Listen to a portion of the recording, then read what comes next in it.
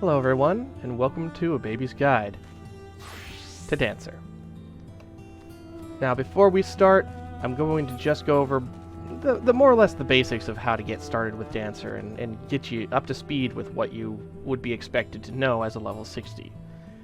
I'm not an expert at Dancer. I'm probably going to tell you not the best things. I'm not going to tell you how to do things in the high-end endgame raids, because that's stuff that's really not fun to learn when you're trying to just learn how to play a class at all. So, let's get started. Dancer has a two-part combo, Cascade into Fountain. This is what you're going to be doing most of the time. Single target. These will do the most damage and will, as you may have noticed, proc additional attacks. Cascade can proc reverse Cascade 50% of the time, while Fountain does the same for Fountain Fall. It'd be nice if they would give them to me so I can demo them a little better. Come on now, there we go. Whenever those come up, you're going to want to hit them pretty much as soon as they come out. They do not interrupt your basic combo, so there's no reason not to just hit that immediately. They do additional damage and more damage than what your normal combo will do. So hitting those is always beneficial. They also have an ability to give you a fourfold feather. With a fourfold feather, you get to have access to two new attacks, Fan Dance and Fan Dance 2. What's so good about these is they're off global cooldown OGC attacks, which means while your normal attacks are cooling down, you can throw them in and just look really cool and get a whole bunch of extra damage for free. Now that is Fan Dance 1. Whoops, that was not proc. What about Fan Dance 2? Fan Dance 2 is the same thing, but it's an area of effect. So let's talk about your area of effect attacks now. Area of effect attacks are almost the same as your single targets, at least in format. They do a lot less damage, but they have the same format. Where you have your first one, Windmill, combos into Blade Shower, and that's a guaranteed. And then they each can proc Rising Windmill and Blood Shower, respectively. Just like before, you can weave in your Fan Dance 2 in between some of your attacks while they're happening, and get a lot more done. Now, let's go ahead and talk about some of the most important parts of Dancer. Close position. That's wrong. That's wrong. Yeah, actually, close position.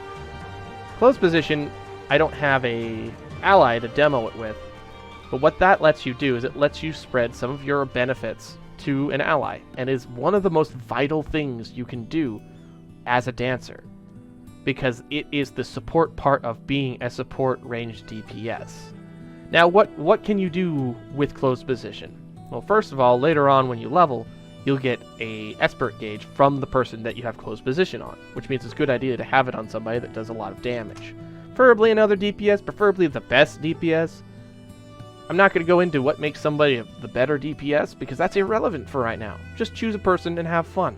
That's the important part right now. Preferably a DPS, though. Kind of serious about that. Anyway, what gets shared? Well, first of all, you have Curing Waltz, which is a little AoE heal there. That'll go around you and your ally, which means that's something that's shared, which is very helpful. And of course, Standard Step. Standard Step transforms your normal single targets into a little DDR game. In addition, you might have noticed up here, it gives you the list of the things that you have to press. If you complete a Standard Step properly, you'll give yourself I believe it's 1 minute buff called Standard Finish. This will also go on your close position dance partner, which is why it's so vital. Both of you will receive this buff. That means this other DPS is doing much more damage than he normally would have. You gave him that DPS, therefore you're the reason he's doing damage. You should rejoice. Now, as I noted, the step list is up here, but it's also highlighted down here in your actual attacks. I just looked down there because it's a lot easier for me to remember, and just hit whatever's highlighted. Now, a fun part is as long as you get it done properly before that timer runs out, you could push any number of incorrect inputs. They do not help you though, so putting the right inputs is ideal. Now, we're going to cover a couple other features. You have 2 more features left that's specific to Dancer that at least I've got unlocked to demo for you today. That would be Shield Samba, which is a big AoE shielding ability. It goes out to about here or so, you know, that far out in a big circle around you, maybe a little less, and it will give everyone a defense boost essentially for about 10 seconds.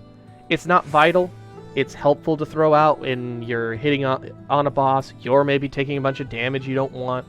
Your allies are maybe taking a lot of damage you don't want them to take, so on and so forth. It's just a good idea. It's not vital, so don't worry about it too much, but you know, play with it sometimes. It's always helpful. And next you have En Avant.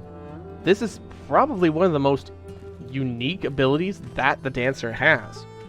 It is a quick dash, which may seem whatever, but every other class in this job, every other job in this game that has a gap closer or something like that, it is dependent upon the enemy or dependent upon extra things. This is whichever direction your character is facing is the direction he's going to go jetting off in. By the time you hit level 80, you will have 3 charges of this at any given time. Like, it'll go like this, charge up, and then it'll keep charging for another one. Which means you'll be able to get hit by an AoE, and then boop, out of the way of that AoE, and then maybe even boop back to where you want to be. There are 5 more things we're going to talk about really quick. First is Second Wind. This is just a roll action. Over here in your roll actions and rolls. Second Wind is very helpful because it's just, I need to heal right now, I am dying. My healer has forsaken me. You have Arm's Length, which will stop you from being moved around if you use it before a forced move happens. It doesn't always work, but it works 99% of the time, so it's a good thing to get used to. Not necessary, but helpful. Next we've got Head Graze. What Head Graze does is it will interrupt the enemy's attack. You'll see a cast bar that's glowing if it's something that can be interrupted. Generally, you don't have to worry about this, but it's helpful for if you're like soloing and you're about to die and everything hates you. Speaking of about to die and soloing, Foot Graze. Foot Graze will bind the enemy and turn off your auto attacks. This is because if you do any attack, the bind goes away. This is very, very helpful when you're soloing and you're running away from an enemy that hates you. It's very good to do. And then finally you have Leg Graze, which is basically discount Foot Graze. It puts heavy on the enemy, which slows their movement speed. And I almost never use this. The only time I've ever used it is usually when I screw up Foot Graze or Foot Graze is on cooldown and I need to run away like a scared child. Now, before I finish up, I'm going to go ahead and discuss something really quickly. Oh, I apologize. One last thing. Pollution. Pollution is an area of effect. Everyone moves faster. Doesn't work in battle. Is extremely helpful outside of combat.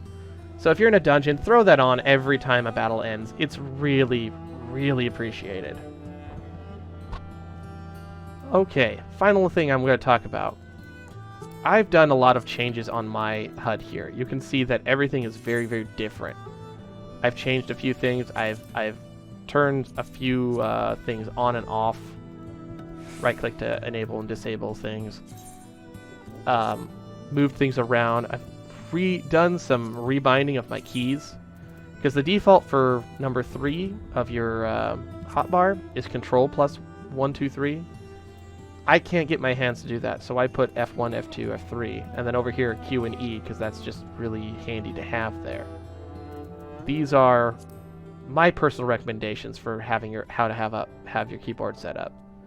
Actually, I don't even recommend this, because this is just me doing how it's comfortable. I'm not a professional at this game. I do my best. This is what's comfortable for me, and that's why I have it. So I also have this bar up here. This is all stuff I click on manually, like close position I only need to do at the beginning of a dungeon. So I select the person I want, close position, I'm done. Problem solved. Anyway, that's about all I've got today.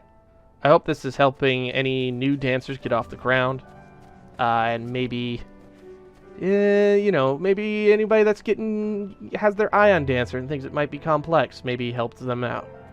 If you already know what you're doing, why are you looking at this guide? I'm just going to embarrass you.